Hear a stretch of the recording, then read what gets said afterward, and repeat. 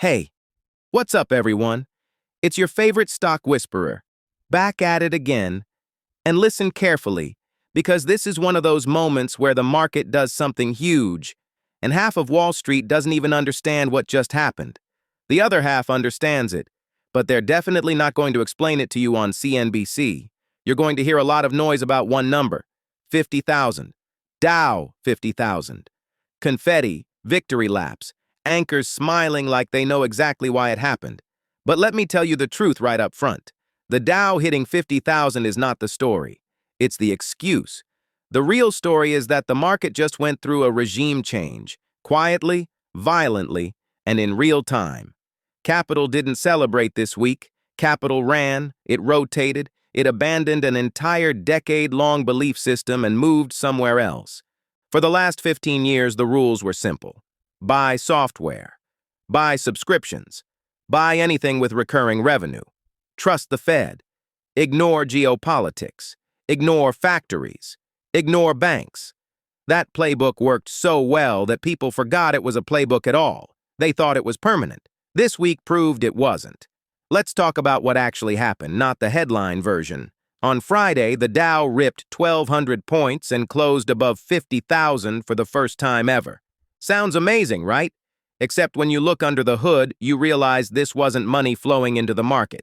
This was money stampeding out of one part of the market and hiding in another. Software got hit. SaaS got hit. Long-duration growth got hit. And that money didn't go to cash. It went straight into banks, industrials, machinery, hardware, and anything tied to the real, physical economy. That kind of divergence doesn't happen in a healthy, smooth bull market. It happens when the market realizes the old story is broken. Now let's rewind to the moment everything cracked. Early in the week, President Trump nominates Kevin Worsh to replace Jerome Powell. And immediately, markets freak out. Silver goes into a historic volatility spike. Crypto collapses. Bonds swing violently. People are staring at their screens asking how silver just pulled off a Six Sigma move in a couple of days. Here's what actually happened. Algorithms saw the name Worsh, slapped the hawk label on it, and sold anything that depends on excess liquidity. No thinking, no nuance, just pure machine behavior. That's why the move was so ugly and so fast. But then, something interesting happened. By Friday, the smart money figured out the truth. Kevin Worsh is not here to choke the economy. He's here to rewrite how the Fed thinks about growth. This is the part nobody wants to say out loud on TV. Worsh believes the old model is obsolete. The idea that growth automatically causes inflation and inflation must be crushed with higher rates doesn't work in an AI-driven economy. Artificial intelligence is a massive deflationary force. It allows the economy to produce more with less, faster, cheaper, more efficiently. If AI boosts productivity by 20 or 30%, you can run 4 to 5% GDP growth without inflation spiraling out of control. That changes everything. It means the Fed doesn't have to kill investment to control prices. It means rates can support capital expenditure instead of suppressing it. And it means the entire incentive structure of the market flips. That's why Friday looked the way it did. Financials ripped.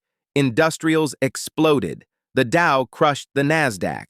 This wasn't about optimism. This was the market repricing a future where making things matters more than selling subscriptions. And that brings us to the carnage nobody wants to admit is permanent. Software, seat-based SaaS. For a decade, this was the easiest money on Wall Street. Company grows, hires people, buys more licenses, revenue goes up, valuations go up, everybody wins, until AI agents showed up. Anthropic launches Claude Cowork, and suddenly AI isn't a chatbot anymore. It's not a feature. It's an employee that doesn't sleep, doesn't complain, and doesn't need a license. It reviews contracts. It cleans data. It executes workflows end to end. No human required. And in that moment, the market realized something brutal. If the AI does the work, you don't need software seats for humans anymore. That's why the Goldman Sachs software basket dropped 6% in one session. That's why LegalZoom fell off a cliff. That's why DocuSign got hammered. This wasn't panic. This was recognition. Seat expansion just turned into seat contraction, and the entire SaaS valuation model cracked. This is not a temporary sell-off. This is a structural exit. In an AI-native world, value doesn't sit with the workflow wrapper. It sits with the infrastructure provider and the owner of proprietary data. Everyone else gets compressed. Now let's talk about the number that scared Wall Street more than anything else this week. Amazon announcing $200 billion in capital expenditures for 2026. Wall Street hated it. Stock dropped hard. Too much spending, not enough buybacks, free cash flow addicts panicked. But strategically, this was one of the most aggressive moves we've seen in decades. $200 billion is more than the entire annual capital budget of the publicly traded U.S. energy sector. Amazon is building the industrial backbone of artificial intelligence. Data centers, power generation, chips, physical infrastructure at a scale that startups and even governments can't match. This is the industrial phase of AI. The era of cheap code is over. Now you need gigawatts of power, millions of GPUs, and acres of concrete. And that money doesn't disappear. It turns into revenue for NVIDIA, orders for Caterpillar, demand for power equipment, steel, and machinery. That's why NVIDIA ripped higher. That's why Caterpillar hit all-time highs. The AI trade is no longer about the app. It's about the factory that builds the app. And quietly, almost uncomfortably, banks took back leadership. This is where half of Wall Street is still asleep. The yield curve is steepening. Short-term rates are anchored. Long-term growth expectations are rising. That's exactly what banks need to expand margins. Now add deregulation, add rising volatility, add M&A coming back. Suddenly Goldman Sachs and JP Morgan aren't boring. They're weapons. The so-called Worsh put isn't about saving markets. It's about enabling capital expenditure and letting banks finance the reindustrialization of the economy. Energy is the wild card everyone is underestimating. Oil prices are complacent. The peace premium got priced out early in the week, talks collapsed, and oil barely reacted. That's dangerous. Venezuelan exports are back near 800,000 barrels a day under U.S. control. If that holds, oil stays capped. If loyalists sabotage production, that supply disappears overnight and prices spike hard. No algorithm is positioned for that. Crypto showed its true colors too. Bitcoin didn't act like digital gold. It acted like a leveraged risk asset. It crashed when liquidity tightened and bounced when liquidity stabilized. 60,000 is the line.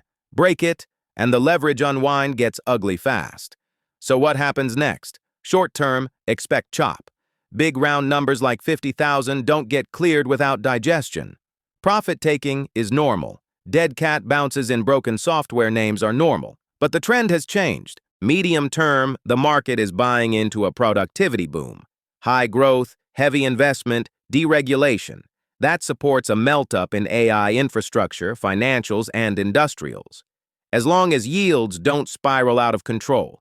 The next real tests are right in front of us. Non-farm payrolls midweek, CPI on Friday. The Worsh thesis lives or dies on inflation coming down because productivity is rising. A hot CPI cracks the story. A cool one accelerates it. So remember this. The Dow hitting 50,000 wasn't a celebration. It was confirmation. The soft economy is being derated. The hard economy is being re-rated. Infrastructure, chips, power, banks, industry. That's where the capital is going. By the builders, by the financiers, by the engine makers. Be careful with seat-based software and pure liquidity trades, and watch yields and inflation because those are the only things that can derail this train. That's it for now. This is your Stock Whisperer, and I'll catch you on the next one.